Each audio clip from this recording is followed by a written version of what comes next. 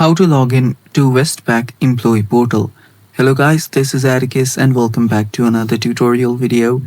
In today's video, I'll teach you guys how you guys can log in into Westpac Employee Portal. So without any further ado, let's dive right into it. First step, open up a web browser and simply search for Westpac Employee Login. Then you'll find two different websites right here. You can head over to any one because it will take you to this very website. So no matter which one you choose, it will take you to this login page.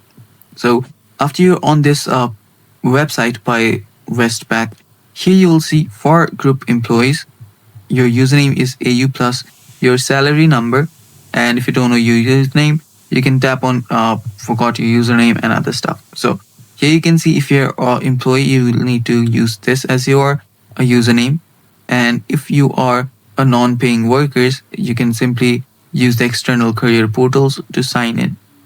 So just type in here your username.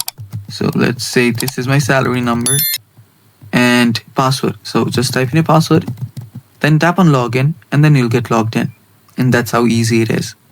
And that's all for today's video as well. Thanks for watching guys. Stay tuned for more upcoming videos and don't forget to hit the like button and also don't forget to hit the subscribe button. Thanks for watching. Bye bye.